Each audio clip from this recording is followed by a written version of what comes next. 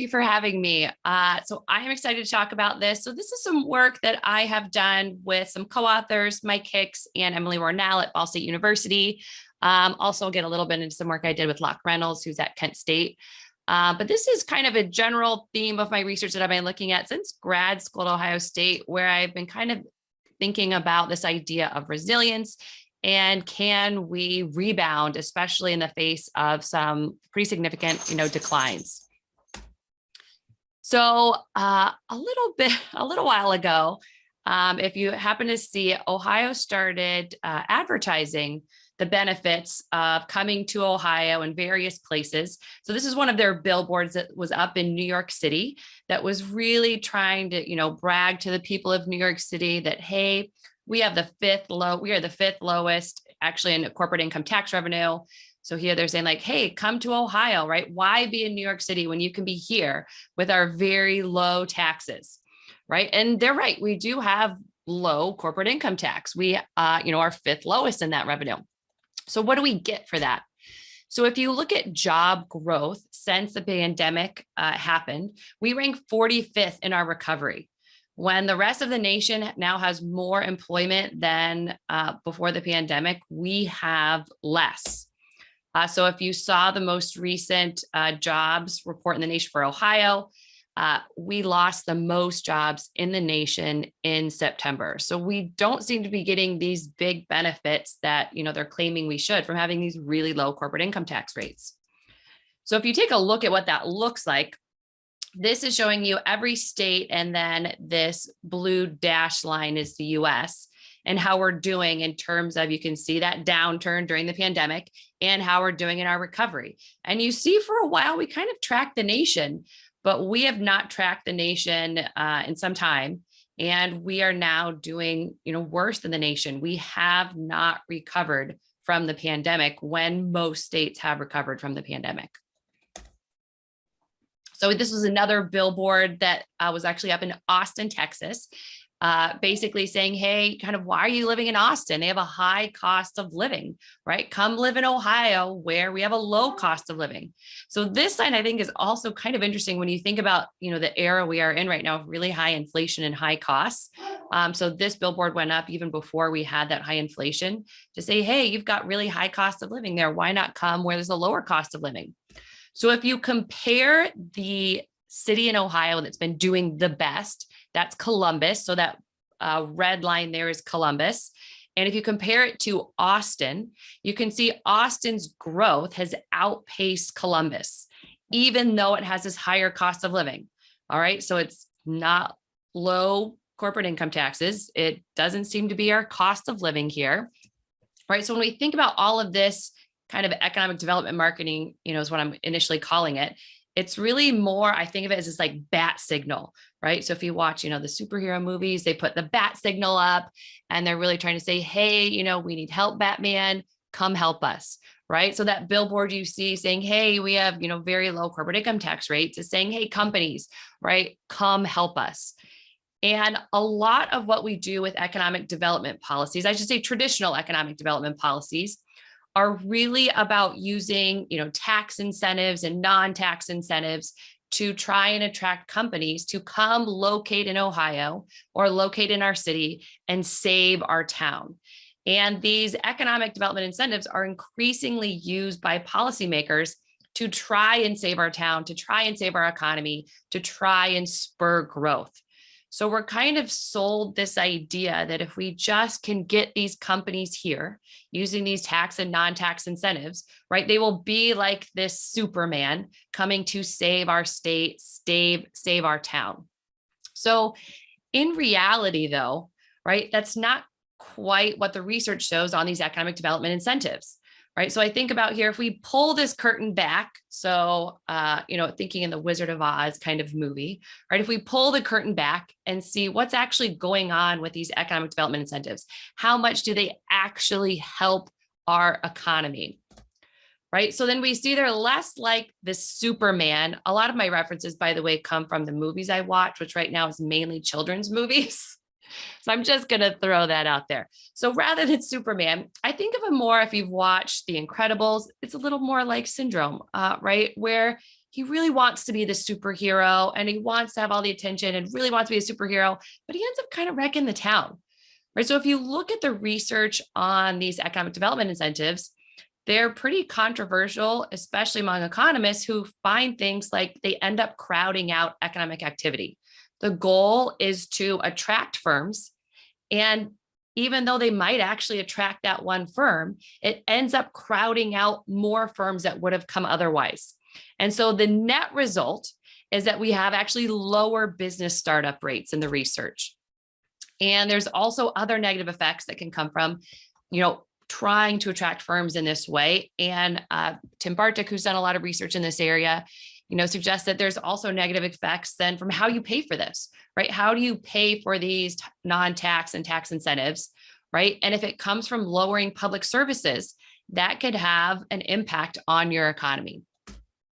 So what do we do then, right? So now what? So I also kind of think about this as if you're at the pool with your kids, right? And your kids, the most common thing the lifeguards tell children, right, is, right, don't run, right? No running. So I kind of think about this as a little bit like, don't run. These economic development incentives, right? They're not doing what we think that, what we're sold that they can do. They're not the superhero that that we're told that they're going to be, right? So instead of don't run, right, lifeguards typically say walk, right? So what do we do, right? So again, going back to the Wizard of Oz reference here, right? So in the end, what she learns is regardless of the grayness. So I love that quote because Ohio actually is beautiful today. Typically, right, this time of year, though, it's a little more gray outside. But regardless of the grayness, there's no place like home, right? That's the big thing she learns in the Wizard of Oz. So when you look at this idea of quality of life, of having a nice place to live, a nice place to make this healthy home, when I started studying this and along with my co-authors, right, we started to think about this as this kind of revolution, as this new thing in our economies that was really having this impact on our economies, that really quality of life was increasingly important. And we thought of it as a new thing. But the more that we kind of dug into this in the history, we found it was less a revolution and more this very long evolution that we just haven't quite caught on in some areas. So if you look at California, so this is a picture of Santa Barbara, I think, gorgeous, typically ranks among the top in, any quality of life study. Yeah, we get it. Beaches, palm trees, it's gorgeous. We get it. But this isn't something new that happened in California. It actually started happening when we first connected our first intercontinental railroad, which connected basically the entire US and gave people an easy way to actually get to California. A bunch of people started going to California. And California, very early on, this is the 1900s, started marketing itself. And it did not market its low tax rates, and it did not market its low cost of living. If you know anything about California, it does not have. It also does not have a low cost of living, right? That's not what they marketed. What they marketed in the 1900s is that they had a comfortable, healthy place to make a home, right? It was all about California is a nice place to live. And this is how they really branded themselves. And this is what entrepreneurs came out to California to do, building, hotels that were these great places to enjoy the beach and the fresh air and all these things. California, since its beginning, basically marketed itself as, hey, we're just a nice place to live. And so I came across this quote from an economist, Nicholas Barman. This is 1690, right? So basically, it's kind of very old English language. But when he's thinking about kind of how does our economy grow? How does our economy move on and, grow and do better? And how do we get this economic growth, right? A lot of times we think about, especially these incentives, like what do we need? But when you look at it, what we actually need to survive is pretty little compared to what we have, right? We need food, shelter. We actually don't need that much. So what he suggested in 1690 is actually more about what we want, right? What we want. And so we're kind of thinking about when we think about what we want. So here you might be thinking about fashion and the Industrial Revolution, right? This is what is causing economic growth. A lot of it is what we want. So when we look to the research, what we see is for big cities, so this is from Ed Glazer and others, that the quality of life of a place is increasingly important to its economic success. That it matters if this city, and typically in Glazer's work here focuses on large metropolitan areas. it matters more for them to be what he calls these centers of consumption, right? A place to go buy what we want, whether what we want is a bookshop or a coffee place. So this is actually the town I live in, Hudson. So this is our downtown, and you can see some of the cute little things that we can buy there. Learned Owls, our cute little bookshop. But basically what, Ed Glazer and others says, it matters increasingly so for cities. We need to be places where we have high quality of life, where you can go get the things that you want. So this is an article that was in The Economist. This quote was from The Economist not too long ago that says mayors are increasingly shifting their focus from attracting firms to attracting residents by improving quality of life. Mayors in a lot of cities are starting to get this, and they're starting to think, how do we improve quality of life? What do people want that will make my city nice? So here I have kind of some pictures. So these are mainly from Indiana of some of the things that they've done to improve the quality of life in various cities in Indiana. All right, so how do we know what people want, right? Well, we could ask. So I think this is something economists don't naturally do, and we're maybe not the best at talking to people sometimes, but we could ask people, well, what do you want? What do you think is nice?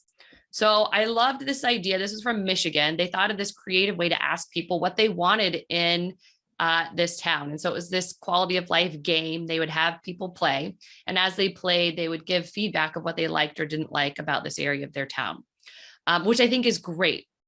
I think asking people definitely, but the people who actually played the game and turned it into the town are maybe not a representative sample of everyone in the town. So here I think about for mayors and city council, if you think about the people that show up to those city council meetings, for anyone that has been to a city council meeting, also not a representative sample. So to be clear, I am by no means saying that you should not listen to the people who show up. Everyone deserves to be listened to by their elected officials. But our elected officials also need to know that this person they're hearing from, right, may not represent the majority of people in their district, right? So what does? How do we know? So this is where I love the work I do in economics. I love taking data and try and reveal the preferences of everyone, whether you showed up to that meeting or not. If you're a mom with kids, you don't have time to go to the council meeting, these little data points will show up in my data so that I can see what you want. So what we have found with this data is that we know that households are willing to pay higher housing prices and even accept lower wages in areas with a high quality of life. So what that means is we can use markets to see not just what people say, but if people kind of put their money where their mouth is, right? And look at the premium people are willing to pay to live in this really nice place. So what we do is we use these markets, we use housing markets and labor markets to estimate quality of life as revealed through households' decision in every county across the US. So this is where it's actually different. So what I told you about Ed Glazer talking about the importance of quality of life, he was talking about for large cities. So the typical quality of life estimation is for large cities. Because what I just explained about, using these markets is typically what they use is micro level data, which requires a large sample of data. We don't have a large sample of data. We don't have that for small towns. We don't have that for rural towns. So what we did is we created a new methodology that essentially lets us use average housing prices and characteristics and average wages and demographic characteristics to then estimate this premium people are willing to pay to live in each county, not just for big cities. So this is what that looks like across the US. So what we do is we take the premium people are willing to pay in terms of how much, if you think about the real estate agent, right? They're all about location, location, location, right? What is that location premium of that house? So here, if you're looking down, if you're into the equations, that's that theta R. We're estimating what's that premium you're willing to pay out of housing prices to live in this county.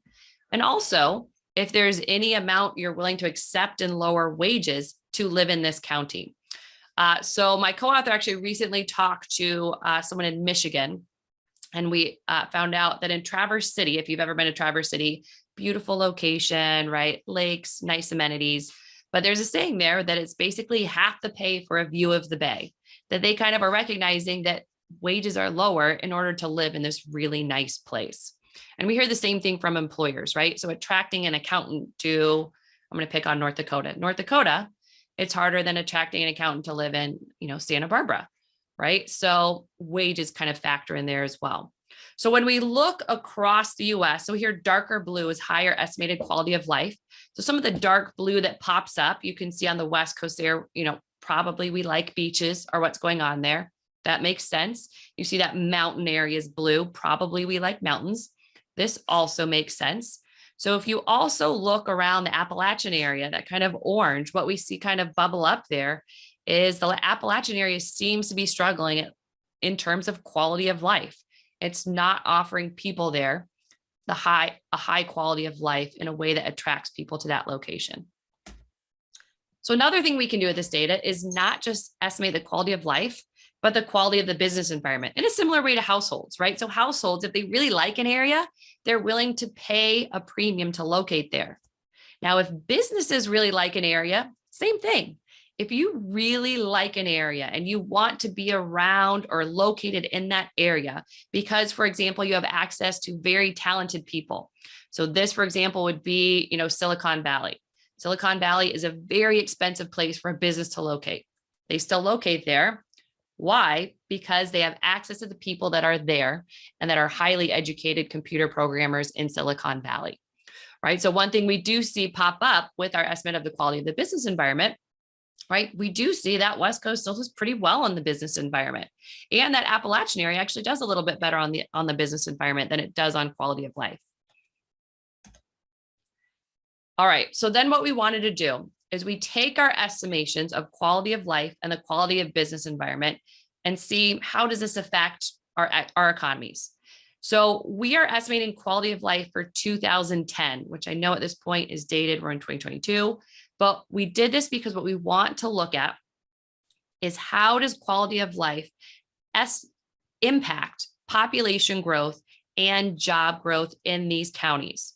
So what I have here is I have a scatter plot where I pulled out small towns, because this is really what we wanted to focus on this work, is we wanted to look at small towns, which were typically ignored by a lot of the quality of life literature.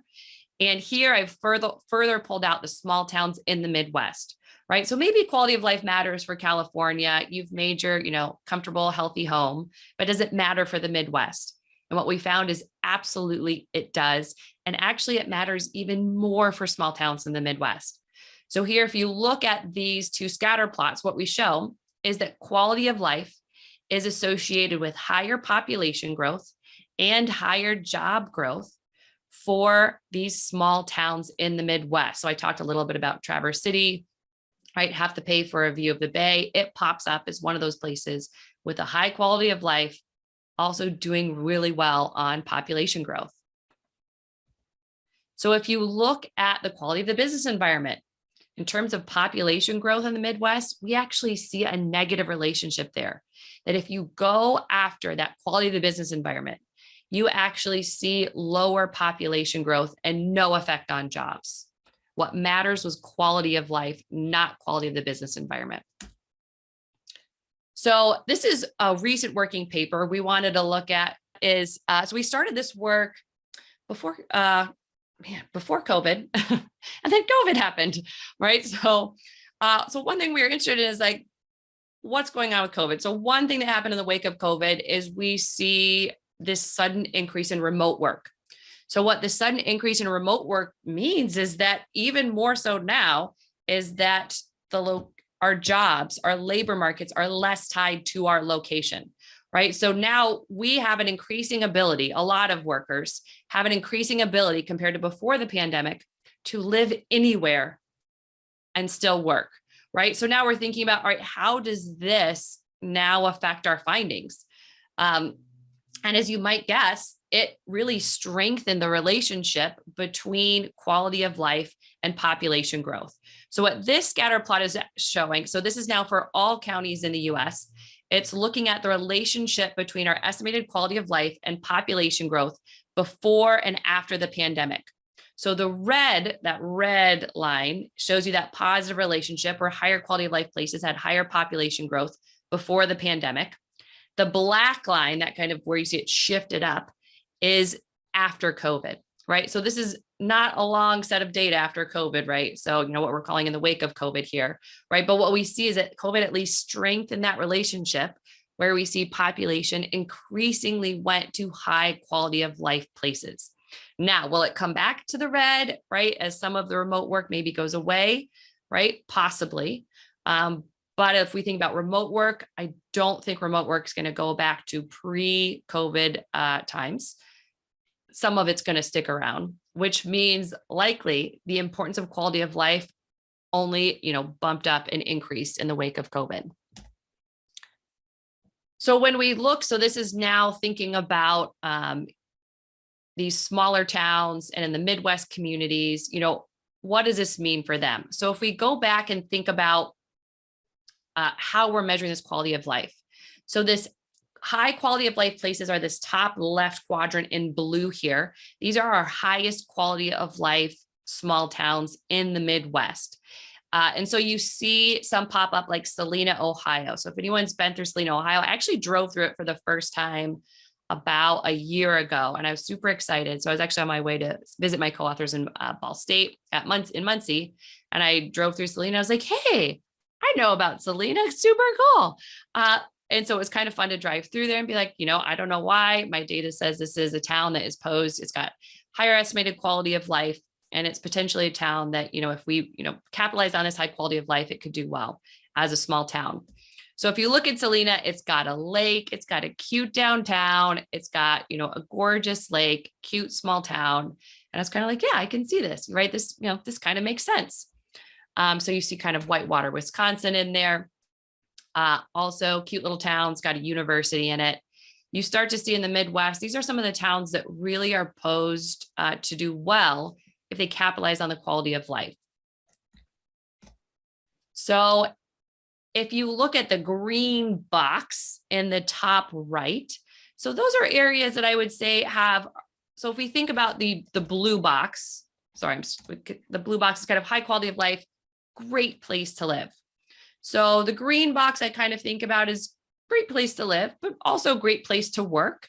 And you see other areas that have kind of a little bit more industry in there, but also have a lot of really nice amenities in these areas. So the bottom right yellow box, so these are places with a low housing premium, right? There's no premium to live there. Generally think that maybe a good place to work, but not as nice of a place to live. And the bottom left box, I would say, if there's any box you don't want to be in, this is probably the box. So this is the box we kind of think about as not particularly a nice place to live, and also maybe not particularly a nice place to work. These towns are the towns that we think, unless they do something big to change something, they're probably going to struggle.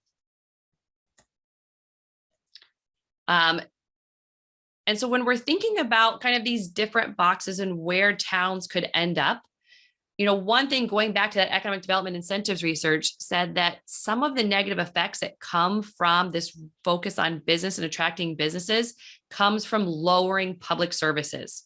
So if you are trying to improve your business environment in a way that reduces your quality of life, that can have negative implications for job growth and population growth. All right, so when we think about what, I've talked a lot about kind of what makes a place nice, and showed you a little bit about kind of, with Salina and other places, some things that might make it look nice. So what exactly makes a place nice, right? So I think that is kind of a big question. All right, if quality of life is important, what makes something have a higher quality of life? What makes this a nice place to live? So the first thing we think about, especially, we saw that West Coast there, we saw those beaches. I get it. Beaches are nice, right? So nice weather, beaches, mountains, all of those things probably improve quality of life.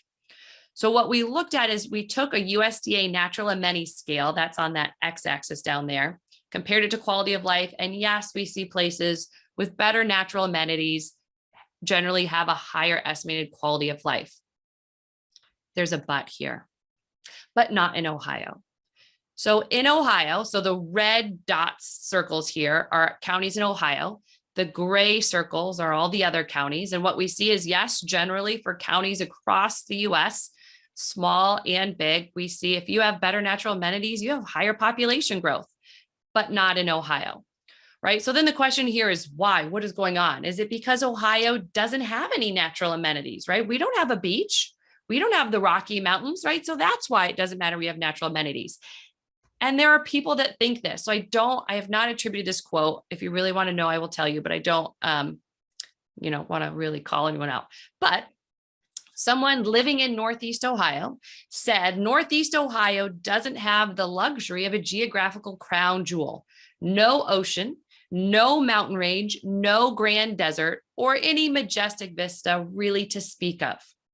I'm in Northeast Ohio. We have one of the only Great Lakes in the entire world. So to hear someone in Northeast Ohio say that we have no natural amenities whatsoever was a little disheartening for me. So this is also a photographer. I will tell you that about this quote. It's a photographer in Northeast Ohio that said this, but also not that surprising. So the bottom right, this is a picture of one of the few Great Lakes in the entire world. And this is how we have capitalized on that natural amenity. So what is this big land area that you see up there? For those of you that are familiar with Cleveland might know, that's Burke Airport, right? So that is a not regularly used airport that we put on our Great Lake, right? So here I think about San Diego, right? Imagine San Diego was like, man, we're going to take over a ton of beach space. Just put another little airport in there. So we have a second airport. I don't think people in San Diego would tolerate it. In Ohio, I would suggest we have natural amenities. We have a lot of natural amenities that I know I love. But in a lot of cases, rather than capitalizing on them, we have done the opposite. And we've actually made our natural amenities worth less by either this could be through pollution or extracting them rather than capitalizing on them. Amanda, real quick, on that slide, someone posted in the chat. What's the large circle at about 18% growth and minus 2.5 on the amenity scale? I think it's the biggest red circle, I believe, is what they're referring to. Oh, let me see. Well, are you talking about the big circle with the gross but lower amenities? Yes, the red circle. Oh, that is a good question. So I don't know. So if it's a large, so the size of the circle is based on the population. Okay. So my guess would be it would have to be like, that might be Franklin County. Okay. So I don't know for sure. I would have to look at it. And that's a great question. I'm pretty sure that's Franklin County. So something I say, and sometimes when I talk to people about this, especially in Ohio, is, I don't know a nice way to say this. There's nothing particularly nice about Columbus. There just really isn't. It's a flat nothing. It's got no Great Lake. The river there's not great. Oh, Columbus is truly a flat nothing. There's nothing particularly, fantastic about it. Everything that makes Columbus nice has been built up, right? So if we think about even like the Columbus Zoo and the shopping areas and, shopping by Ohio State, you've got Ohio State University, you've also got the Capitol there. So those two things help. Everything that has given Columbus the growth it has not come from its natural amenities. It's just not that nice when it comes to natural amenities. So let's get to the built stuff. All right. So then when we're looking at, all right, what improves quality of life? So we started off with, and I should have a count, it's about 300 or so different measures of amenities by county, which is a lot. So typically in the quality of literature research, they'll do, a few categories, 7 categories of amenities, or they'll look at specific amenities and see what the effect is. We wanted to throw everything we could possibly measure at this model and see actually what kind of bubbled up to the surface. So we did this with a kind of fun econometric methodology to see which has the most statistical power at predicting quality of life. So this is what this is doing, is it's picking out some of these natural amenities. So something that comes out, nice weather. We like nice weather. Yep, sure. Having, moderate climates, that helps. So, and we kind of broke them up into natural amenities. So there we're measuring hilliness, mountains, beaches, weather, all of the natural amenities that policymakers really can't change, but you can capitalize on them. And then we have kind of a broad category of private goods and services. So private goods and services, here I think about kind of going back to that needs and wants idea, captures some of both, right? So one thing that pops up are things like food stores. And here I think nobody wants to live in a food desert, right? And that shows up in our data, right? So people want access to the things that we need, right? We need food stores. That pops up, having access to food stores, high quality of life. But also what pops up is recreation, right? So here, recreation I think about is, you can kind of think about this as natural amenities. So here I put it in private goods and services, but have we capitalized on the natural amenities that we do have on our lakes, trails, all of these things? This is also an excuse to show you cute pictures of my children, right? We love hiking. So this is a waterfall. It's actually like, I think it's 15 minutes from my door to get to that waterfall. I can get to in 15 minutes, right? That's amazing. I've lived in Colorado. There was no waterfall I could get to in 15 minutes anywhere I lived in Colorado, right? This is an amazing thing. So my brother came and visited us and was like, wow, like, I didn't know you even had a waterfall in Ohio. I was like, we do. We have like more than one waterfall. And he's like, man, and you can get to in 15 minutes. I was like, I can. But so here, what pops up is recreation, building on the natural amenities that we do have. People increasingly like recreation, getting out there, things to do. Arts and culture is a big one. So here, what we can show with our data, right, is that we generally have things classified as this is kind of a recreation place, or this falls into the category of kind of arts and culture. And so this is really also where, policymaker and people really need to think about their town. So I can tell you, on average, recreation matters, arts and culture matters. But what I can't tell you specifically, or at least in this data right now, is, well, what about arts and culture, right? So what we generally think is going on is that on average, arts and culture matters. Now, does that mean we take the arts and culture that worked for Austin and try to make Athens the new Austin? I would suggest no. I think what Austin did is, create their own culture around what they think makes it unique and weird. And, if you've heard, keep Austin weird. I think Athens and every city needs to think about what makes us unique, right? What can we build on? What can you get here? Whether it's, stores, restaurants, recreation activities that you can do. So I pulled this picture as one of, Athens, cute little things that they do. They have the bounty on the bricks. And I was like, oh, yes, right. This is a cute little event, that builds on, the arts and culture of Athens and their cute little downtown. I was like, yes, what a great picture.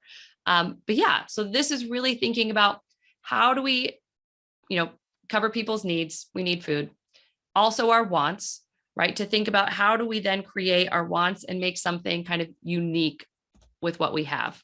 So this is also where I think especially small businesses and quality of life come together. So sometimes when I show people that really focusing on the business quality isn't important for population or employment, means that businesses don't have a place in quality of life, which is hands down not true. Businesses do. I think it tends to be small businesses and the businesses that are focusing on locally what local residents need and want. Right. So there I'm thinking about your local entrepreneurs who maybe opened a brewery or opened an indoor play place. So this is not our indoor play place. This is one that I thought looked amazing. But, we go to an indoor play place all the time, which basically means even when we have winters, which we have winters in Ohio, where I can't take my kids to a playground, or I won't because they'll complain too much. Right. We have an indoor play place. Great. Right. These are businesses that have done that. Right. So when we think about businesses and their role here, right? Businesses have a crucial role in providing the local goods and services that we need and that we want. So this is also new research, no paper yet, but I was thinking more about these businesses. And one thing when we look at high quality of life places, they might attract entrepreneurs, right? They also have demand ready for them, local goods and services, if we're used to buying local goods and services. But another interesting thing that I came across is that if we look at high quality of life places, they tend to provide an abundance of what's called these third places, right? So you have, I think, first place is your home, second place is your work, third place is this place where you can come together and meet people to socialize, talk about things, happy hours, all of those things. And if you look back to the Enlightenment, a lot of people and historians attribute the enlightenment to having these third places. So this would be like the London coffee house. So this picture here is of the London coffee house, which was, the meetup where you would meet, talk about these new ideas. And they attributed, even the enlightenment to having these third places like the London coffee house. So what I wanted to look at is not only do I think businesses improve quality of life by providing local goods and services that people want and need, but I also think just having better quality of life spurs business development. So here, what I looked at, this is for all counties, is I looked at the relationship between quality of life and growth in the number of business establishments. And what I find is that, yes, higher quality of life actually does a better job at spurring business startups than quality of the business environment. So the last kind of big category we looked at of amenities were public goods and services. And so what we find shows up here are things like having low crime rates, better health outcomes. Here, I think broadly is kind of connectivity. So here we looked at the share of people that remote work. So we think if you have a better ability to work from home in these places, so that could be broadband, that connectivity helps. So connectivity to a metro area helps for when you want those big city amenities, and school spending. The most consistent predictor, strongest statistical strength we found of all of these 300 some amenities that we kind of threw at this model was school spending. Schools matter. So I think schools are a need. I need my kids in school. So they're not like running around here as they did in the pandemic, right? When they yelled that they went to they need to go to the bathroom in the middle of a presentation. I need my kids in school. I also want good schools. So it's kind of a need and a want, I think about this. Schools are very important, right? So one thing that Tim Bartik says about these economic development incentives that could be particularly problematic is if you are funding these economic development incentives, trying to attract businesses and paying for it by lowering school spending, that is going to have a significant long-term effect on your community. So when I presented this research to, so it's actually a businessman and politician, and said, here's broadly what my research shows. So he said, yeah, as a business, this makes sense. And I was like, oh, what do you mean by that? And he said, well, as a business, right, your current client should come first. You are not going to be able to attract new clients if your current clients aren't happy. People are going to talk about that. And I was like, ooh, I like that, right? So here, when we're thinking about our economy and economic development, for policymakers, your current clients come first. Are you meeting the needs and wants of your current clients, whether that's food stores, schools, recreation, arts, all of these things? And if you're meeting the needs of your current clients, right, you're going to have a better ability to attract new clients, whether that's new businesses or new people to come into Ohio and to come into your town.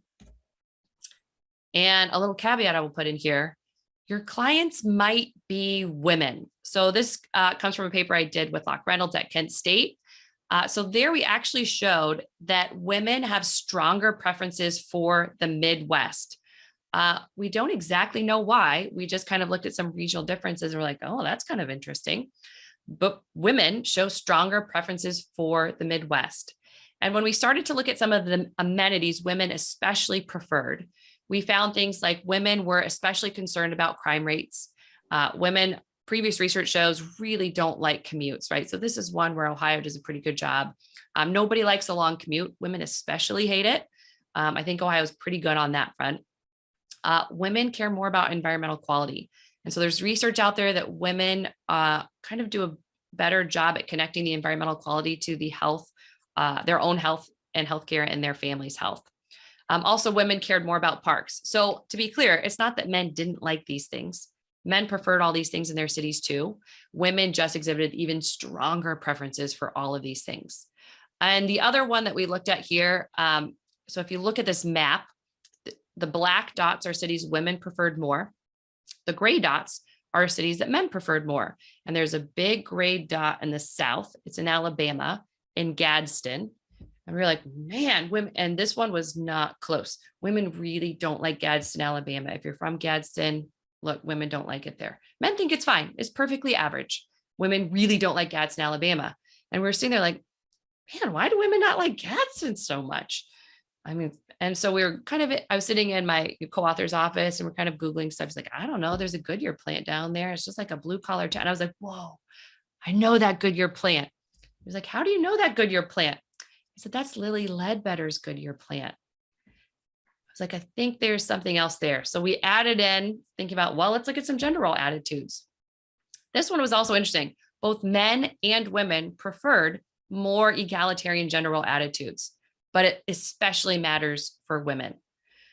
So when we're thinking about from a policy perspective, right, what do we do to improve the quality of life in our town?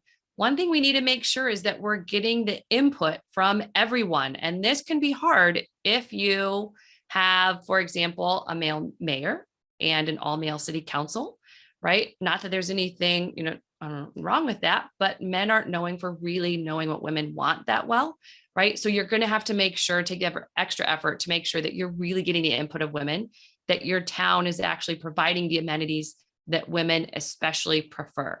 And the nice policy aspect of this is if you invest more in amenities that women prefer more, it's not that men don't like them. It's just that women prefer them even more than men prefer them. So when I think back to kind of where we started, right? Economic development incentives gives us this idea that there's going to be this company that comes in and it's going to save our city. It's going to save our state, right? They're our Superman, our superhero, right? I don't think it is any coincidence that Superman, the comic book, was literally created in Cleveland, right? The history of Ohio and a lot of towns is that we did have a town where our economy rested on the back. So here I think about, Akron and having Goodyear and the rubber capital. It did rest on a company, but that's not where our economy is now, right? We cannot expect any one company or any one industry to swoop in like Superman and save it. We have to be the superheroes that we're waiting for, right? So that's all of us as community members, as business owners, to think about if there's something about our community we don't like, how do we change that, right? So if we don't like, I don't know, a cold winter, right, where I can't go take my kids on a playground and they're, bouncing off the walls, man, is it really nice that I have a business owner that created an indoor play space for my family, right? If there's something we don't have in our community, can we create it, right? And here we're thinking about what does our community need and want? We have to be the superheroes and foster everyone in the community to have this kind of entrepreneurial culture where we are the ones that step up to create the local goods and services that our community needs and wants. All right, so that is it. And I will open it up for questions.